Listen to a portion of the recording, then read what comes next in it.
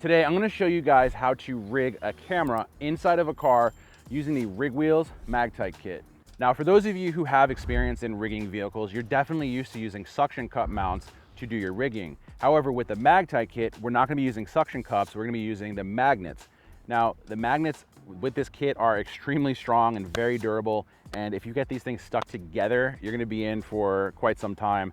You definitely don't wanna do that.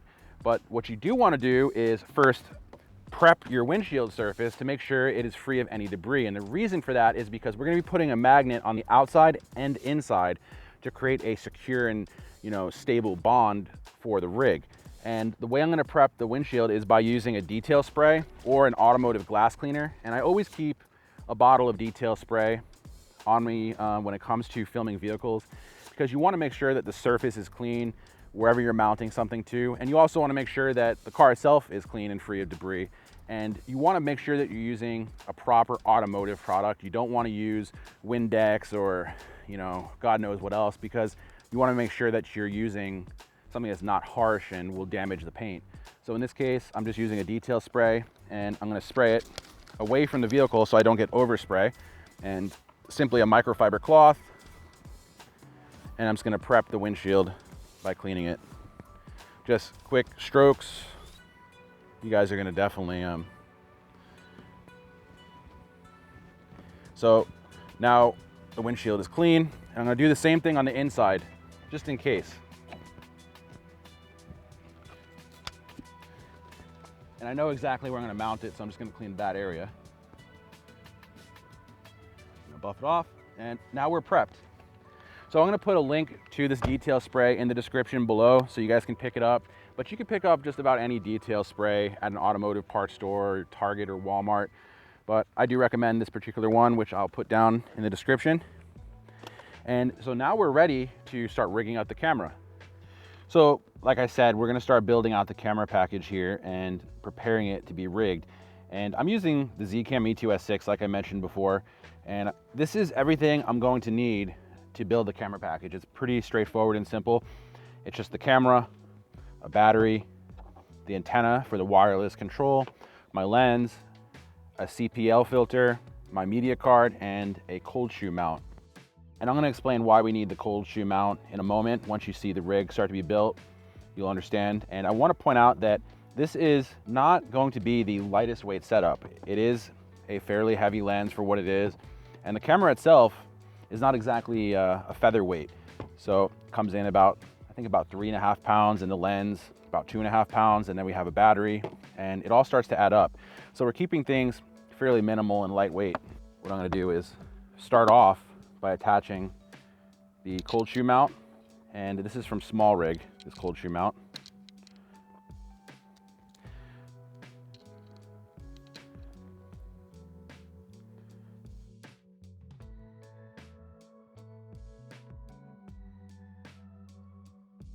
And I'm using the Small Rig multi-tool here, which you guys may have seen in my what's in my camera bag video. So we're gonna tighten that down pretty good. And it's often really hard to get it to not twist or turn. So I just suggest putting your thumb on one side and your index finger on the other. This way you can make sure you torque it down, but you don't want to tighten it too much because you don't want to damage your camera. Now you're gonna notice there is an absence of a cage, and that is just to keep the weight down, to just illustrate how quickly and easy it is to set this up. But if you are using a camera that doesn't have 1/4-20 mounting points like the Zcam does, for instance, has 3 on this side and 5 on this side, and then 2 on the bottom, this makes the Zcam great to rig up inside of vehicles out of the box. And it's honestly one of the best crash cams, vehicle cams, whatever you want to call it, right now in the industry, in my opinion.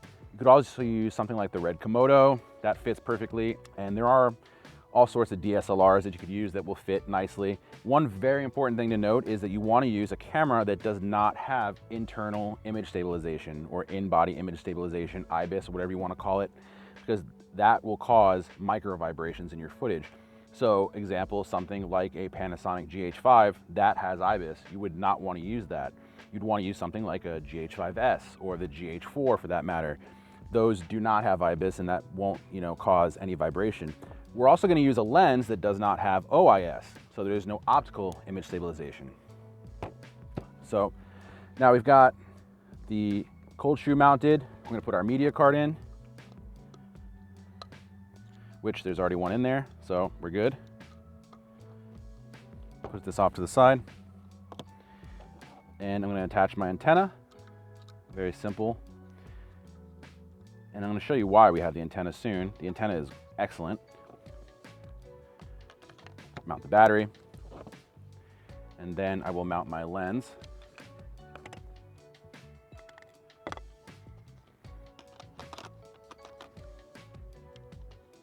Making sure it's nice and secure. Turn manual or autofocus off. Put my lens caps to the side. And then add my CPL filter. In the event that you do need to get cut down on some light coming in from the side window, you can use an NDPL filter, just like the one I'm shooting on right here on this main camera. You can use an NDPL, and that'll help you to cut down on incoming light. It'll also allow you to refine your reflections.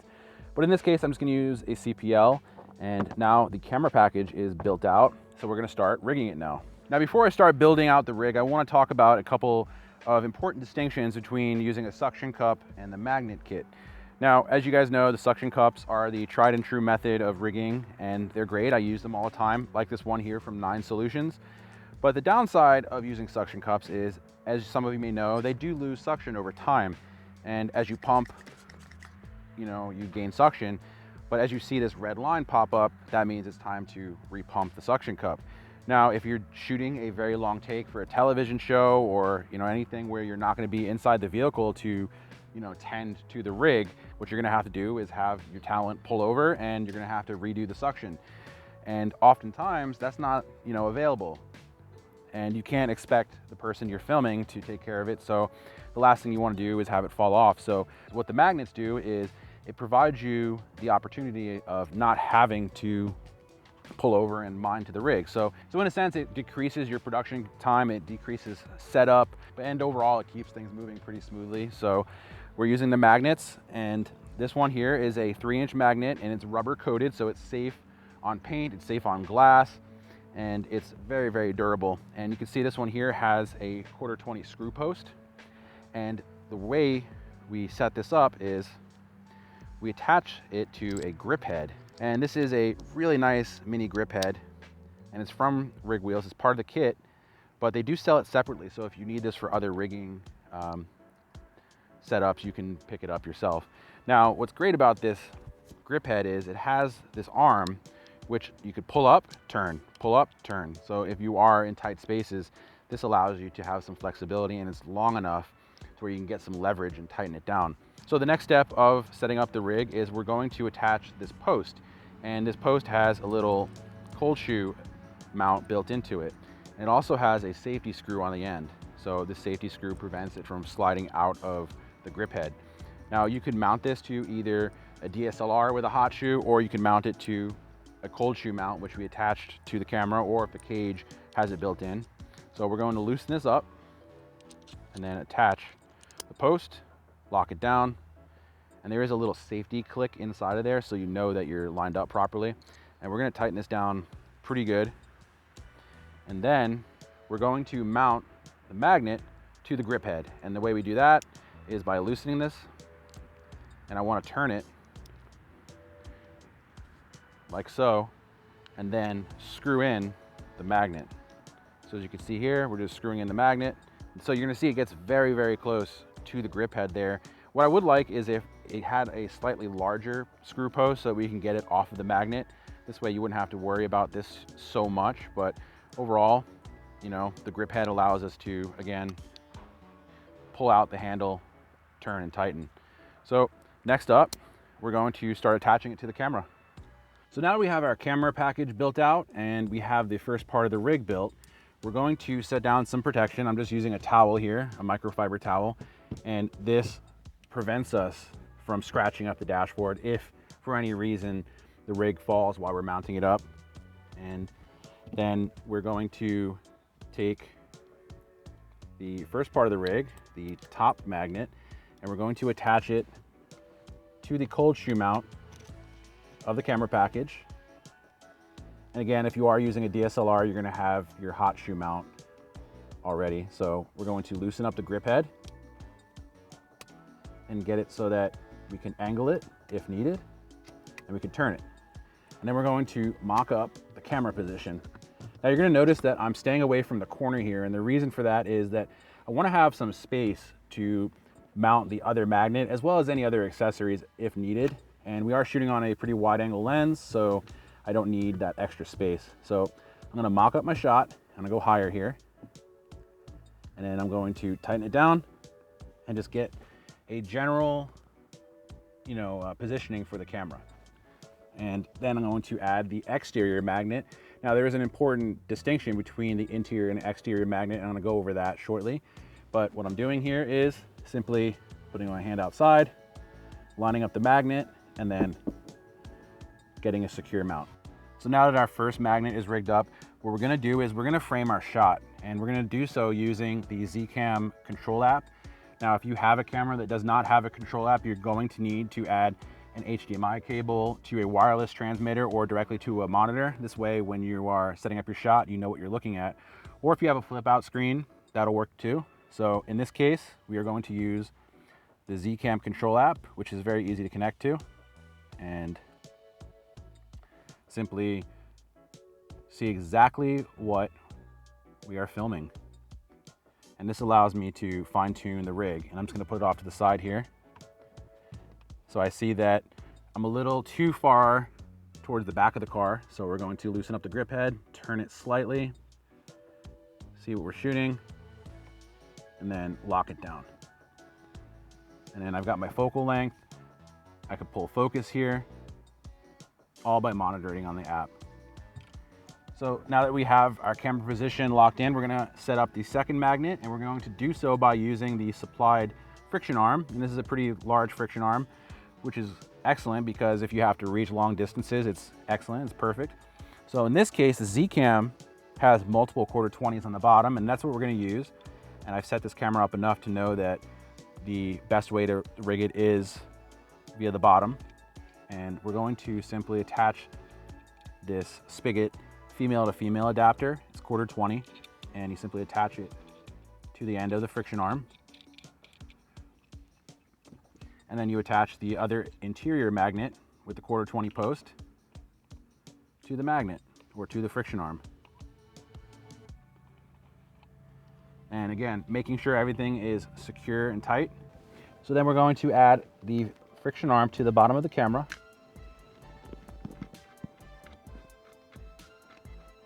Screw it in tight, then turn the friction arm so we have the ability to go towards the windshield. And then I'm going to just mock it up, tighten the friction arm. And then I see that we don't have much play at all. We're just gonna start tightening things down.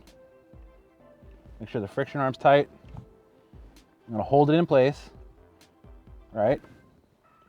This way it's stable. And I'm going to add the second magnet, which I didn't land on the first shot. And then we have a very secure and stable connection. So now once we have the camera mounted up and rigged, we're going to start dialing in all of our settings on the camera app. We're gonna dial in our exposure.